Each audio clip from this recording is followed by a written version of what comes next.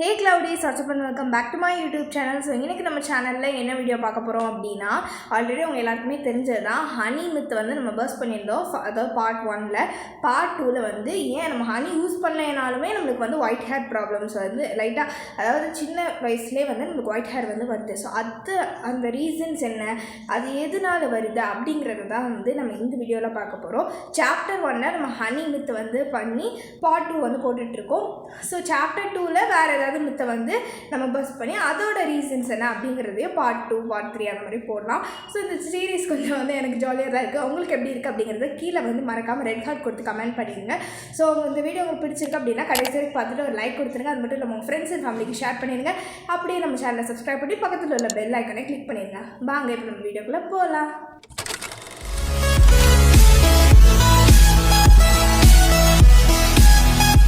So முழுசாக ரீசன்ஸ்லாம் பார்க்குறதுக்கு முன்னாடி சம்மருக்கான ஒரு குட்டி அட்வைஸ் வந்து நான் கொடுத்துருந்தேன். என்ன அப்படின்னா, இந்த ஹீட் வந்து பயங்கரமாக இருக்குது சம்மரில். வெளியே போனாலே அப்படியே என்னமோ ஹீட்டரில் நம்மளை உட்கார வச்ச மாதிரி இருக்குது. வண்டியில் போனோன்னா சரி வண்டியில் போனாலும் காற்று வாங்கிட்டு போகலாம் அப்படின்னு பார்த்தா, வண்டியில் போகும்போது ஃபேனில் என்னமோ ஹீட்டரில் ஃபேன் மாட்டி விட்ட மாதிரி அப்படி பயங்கர வெக்கையாக இருக்குது. நான் போன வீடியோலேயே என்னால் ஃபேன் போட்டு எப்படி சொல்ல, ஃபேன் போடாமல் இருக்கவே முடியலை. ஃபேன் போட்டு தான் உட்காந்து நான் பேசிகிட்டு இருந்தேன். இப்போ தான் ஃபேன் போடாமல் உட்காந்துருக்கேன். அதுக்கு என்னால் முடியலை, டக்குன்னு வீடியோ முடிக்கணும் அப்படின்னு சொல்லிட்டு.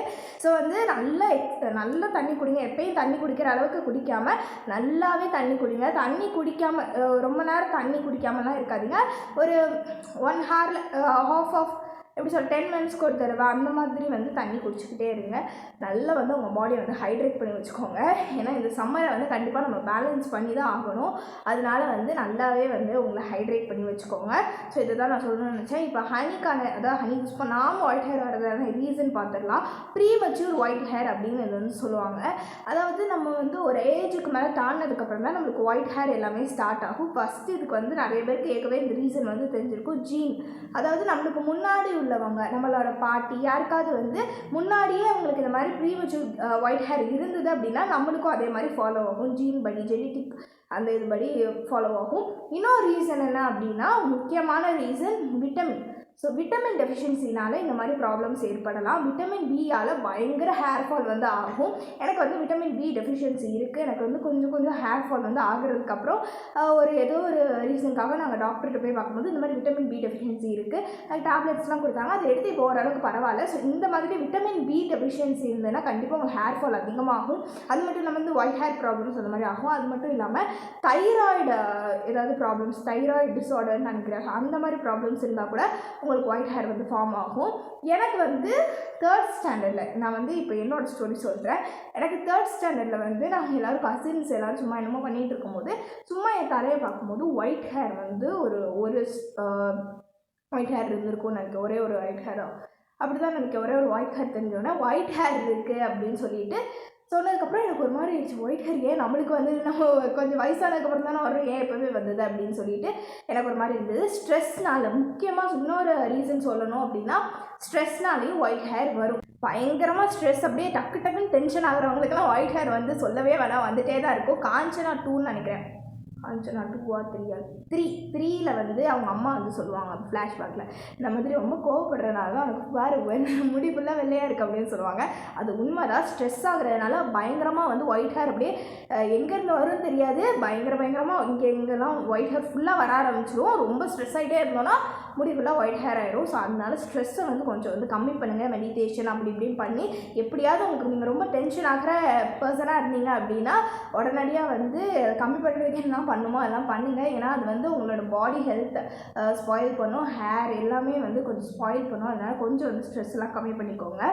அது வந்து எனக்கு 3rd ஸ்டாண்டர்டில் பார்த்தோன்னே நான் அப்படியே விட்டுட்டேன். ஒரே ஒரு நாள் தான் ஐயோ நம்மளுக்கு ஏன் வருதுன்னு யோசிச்சு அதுக்கப்புறம் அப்படியே விட்டுட்டேன். 4th ஸ்டாண்டர்டில் வந்து ஃபோர்த் ஸ்டாண்டர்ட் நான் ஆனுவல் எக்ஸாம் டைமில் வந்து அப்படியே வந்து லாக்டவுன் வந்துடுச்சு. கொரோனா வந்ததுனால லீவ் விட்டுட்டாங்க. அதுக்கப்புறம் அந்த மேட்டரை நான் யோசிக்கவே இல்லை, அப்படியே வந்து விட்டுட்டு அதுக்கப்புறம் கொஞ்ச நாள் ஒரு 6th ஸ்டாண்டர்டில் தான் வந்து திருப்பி லாக்டவுன்லாம் முடிஞ்சிட்டு ஸ்கூல் திறக்கிறாங்க. அப்போ வந்து நான் இவ்வளோ லாக்டவுனில் இருக்கும்போது நல்லா ஹேரை வந்து மெயின்டைன் பண்ணேன். நல்லா கோகோனட் ஆயில் அப்ளை பண்ணுறது, ஹோம் பண்ணுறது, காலையில் ஒரு வாட்டி நல்லா ஹோம் பண்ணி டீடாங்கிள் பண்ணுறது, அதுக்கப்புறம் அந்த மாதிரிலாம் பண்ணி இத்தனைக்கும் எனக்கு ரொம்பவே கம்மியாக தான் ஹேர் இருக்கும். நீங்கள் யூடியூப் வீடியோஸ் பார்க்குறீங்க அப்படின்னா தெரியும், முன்னாடியிலேருந்தே பார்க்குறீங்கன்னா தெரியும். ஸோ எனக்கு ஹேர் அப்போ இவ்வளோ தான் இருக்கும்.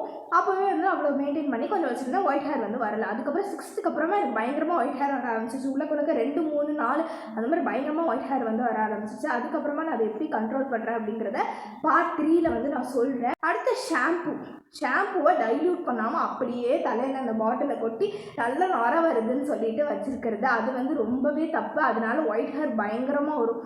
எப்படி சொல்ல, ஒயிட் ஹேர் இன்னொன்று என்ன, ஷாம்பு எண்ட்ஸில் அப்ளை பண்ணுறது, அதாவது லென்த் இங்கே வரைக்கும் தான் அப்ளை பண்ணணும் ஸ்கேல்பில். அதுக்கப்புறம் கீழே வந்து ஃபுல்லாக நீங்கள் வந்து கண்டிஷ்னர் யூஸ் பண்ணுறீங்கன்னா அதை அப்ளை பண்ணுங்கள். இல்லைனா அப்ளை பண்ணாதீங்க. கீழே அப்ளை பண்ணுறதுனால ட்ரைனஸ், அந்த ட்ரைனஸ்னால் வந்து ஒயிட் ஹேர் வரலாம். இன்னொரு ரீசன்ஸ் வந்து நிறைய ட்ரீட்மெண்ட் எடுப்பாங்க, கலரிங் பண்ணுறது ஹேருக்கு, அதுக்கப்புறம் ஸ்மூத்தனிங், ஸ்ட்ரைட்னிங் அந்த மாதிரி பண்ணுறதுனாலையும் நிறைய வந்து ஒயிட் ஹேர் ப்ராப்ளம்ஸ் வந்து வரும். ட்ரீட்மெண்ட் எடுக்கிறது நம்ம நேச்சுரல் ஹேர் தவிர்த்து வந்து வெளியிலேருந்து ட்ரீட்மெண்ட் எடுக்கிறதுனால சில பேருக்கு ஒத்துக்காமல் ஒயிட் ஹேர் வரும்.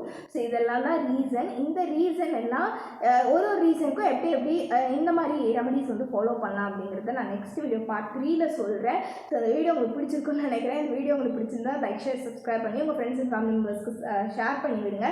ஷேர் பண்ணி அவங்களே இதுதான் ரீசன் அப்படின்னு சொல்லிட்டு யாருக்காவது இந்த மாதிரி ப்ராப்ளம்ஸ் இருக்குது, என்ன பண்ணணும்னு தெரியல அப்படின்னா உடனடியாக அவங்களுக்கு இந்த வீடியோ வந்து ஷேர் பண்ணி விட்டுருங்க. இதெல்லாம் உங்களுக்கு யூஸ்ஃபுல்லாக இருக்கும் அப்படின்னு நான் நினைக்கிறேன். இன்னும் நிறைய வீடியோஸ்க்கு வந்து சப்ஸ்கிரைப் பண்ணுங்கள். அப்போ தான் எனக்கும் கொஞ்சம் மோட்டிவேட்டிங்காக இருக்கும். ஸோ நெக்ஸ்ட் டைம் வந்து அடுத்த வீடியோவில் என்னெல்லாம் பண்ணலாம் அப்படிங்கிறத நான் சொல்கிறேன். until then bye.